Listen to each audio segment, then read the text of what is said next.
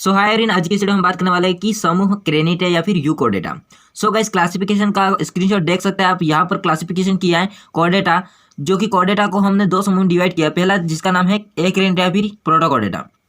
सो दूसरा है समूह क्रेनिटा या फिर यूकोडेटा। सो गाइस हम बात करेंगे यूकोडेटा या फिर क्रेनिटा की, जो कि पहले मैंने पढ़ा चुका हूँ ए क्रेनिटा का डिटेल सारा। जो गाइस अब बाकी बचा वो है क्रेनिटा या फिर यूकोडेटा। सो गाइस इसी के बारे में डिस्कस करें। वीडियो पर एंड तक बनाकर पहली बार आए चैनल पर तो चैनल को सब्सक्राइब करना ना भूले। सो गाइस वीडियो को स्टार्ट करते हैं। सो गाइस सबसे पहले आपको क्या करना होगा, इसके लक्षण पढ़ने होंगे। तो चलिए लक्षण को शुरू करते हैं। सो गाइस पहला हो जाएगा आवास। आवास को समझना कि जो क्रेनिटा या फिर यूकोडेटा होता है, इसके प्राणी होते हैं वो कहाँ रहते हैं। तो पहला हो जाएगा आवास। तो आवास के लिए हो जाएगा जलीय या फिर स्थलीय, यानी कि जल में रह सकते हैं या फिर स्थल पर रह सकते हैं यूकोडेटा के प्राणी। सो गाइस दूसरा लक्षण हो जाएगा क्या, मस्तिष्क एक सुरक्षित खोल में स्थित होता है।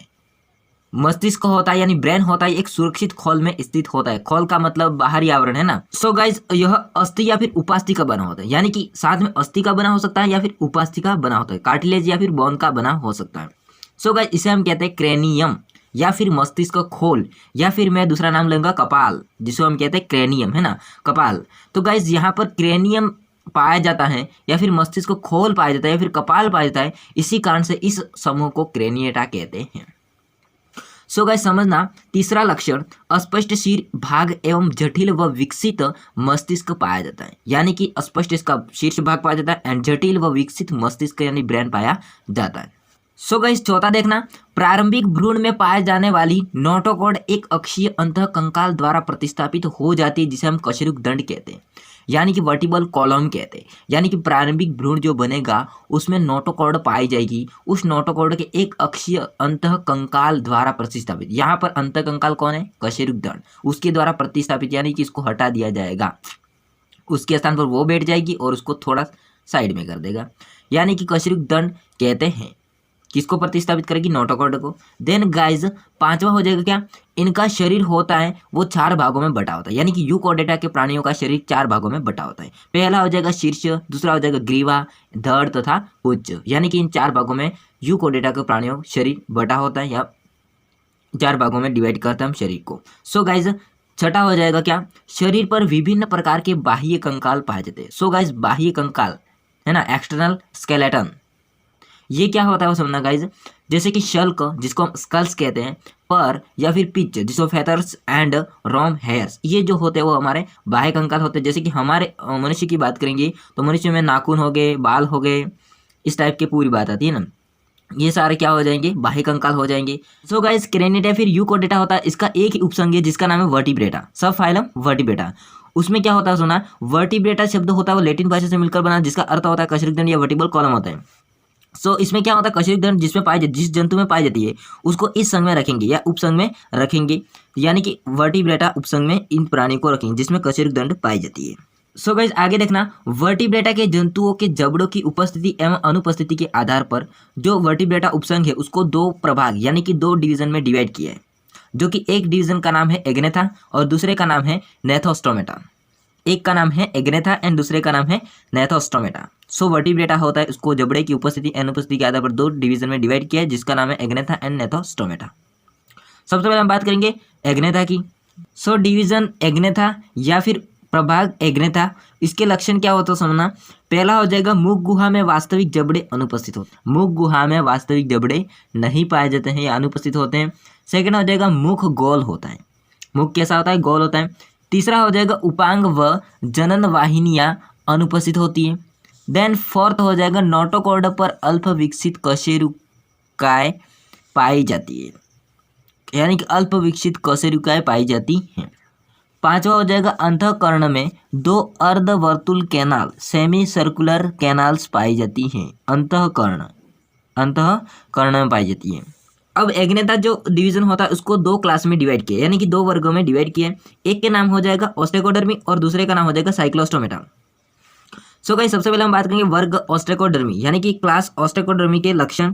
सो इसमें क्या होता है, इस वर्ग में सभी जंतु होते हैं विलुप्त हो चुके हैं, यानी कि ऑस्ट्रेकोडर्मी में पाए जाने वाले जितने भी जंतु होते हैं वो सारे विलुप्त हो चुके हैं और इन्हें सिफेलोसपिस प्रथम कशेरुक की माना जाता है, यानी कि यहाँ पर सिफेलोसपिस भी कह सकते हैं, स्पीस भी कह सकते हैं, वो उसको हम प्रथम कशेरुकी माने जाते हैं। जो कि आप देख सकते हैं यहाँ पर स्क्रीन पर, ये है सिफेलोस्पेस या सिफेलोस्पेस। एंड दूसरी क्लास का नाम हो जाएगा साइक्लोस्टोमेटा, क्लास साइक्लोस्टोमेटा। इसके लक्षण देखना, तो इनका पहला लक्षण हो जाएगा इन जंतुओं का मुख जबड़े के अभाव में गोल होता है।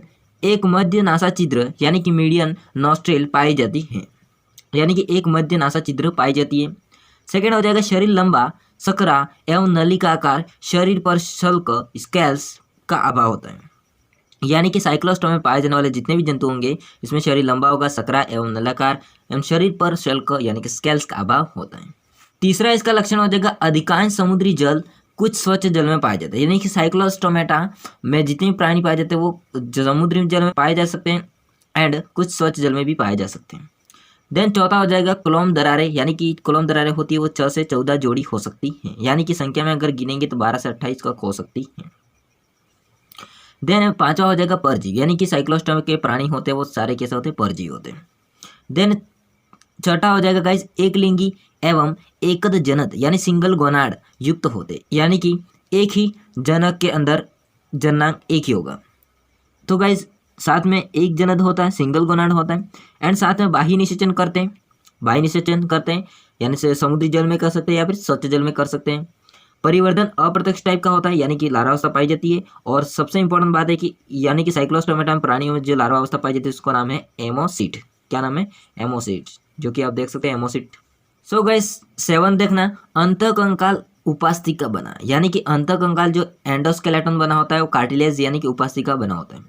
8वां लक्षण हो जाएगा शरीर ईल मछली के समान होता है, यानी कि ईल एक मछली होती है इसके समान इसका शरीर होता है, यानी कि साइक्लोस्टोमेटा प्राणी होते हैं उनका शरीर ईल मछली के समान होता है। देन गाइस 9th हो जाएगा त्वचा चिकनी और शल्क वीन होती है, यानी कि त्वचा शल्क नहीं होंगे तो कैसी होगी, चिकनी होगी। हाँ, अब साइक्लोस्टोमेटा जो क्लास होती है उसके उदाहरण देखना, पेट्रोमाइजोन जिसे हम लेफ्री कह सकते हैं, लेफ्रा या लेफ्री कह सकते हैं, पेट्रोमाइजोन जो कि आप स्क्रीन पर देख सकते हैं। पेट्रोमाइजोन का चित्र इस टाइप का होता है, पेट्रोमाइजोन।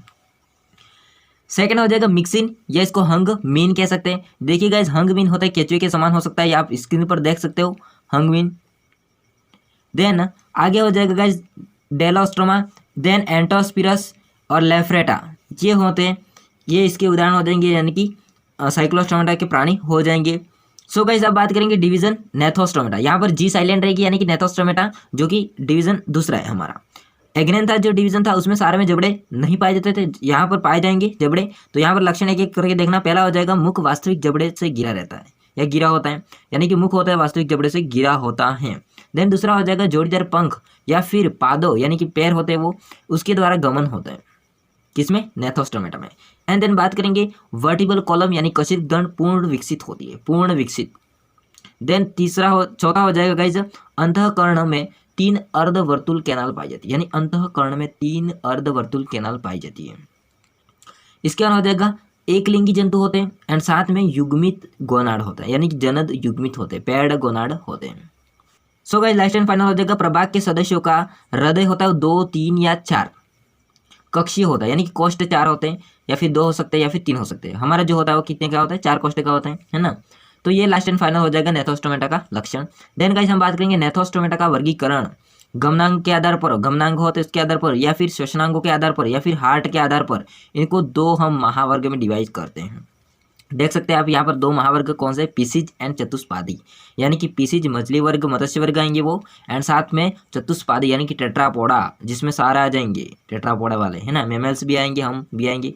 तो यहाँ पर पीसीज और चतुष्पादी इनको आगे हम वीडियो में डिटेल पढ़ेंगे। तो ये वीडियो अच्छा लगा लाइक शेयर सब्सक्राइब जरूर करना। आगे मिलते हैं नेक्स्ट वीडियो, तब तक बाय, जय हिंद, वंदे मातरम।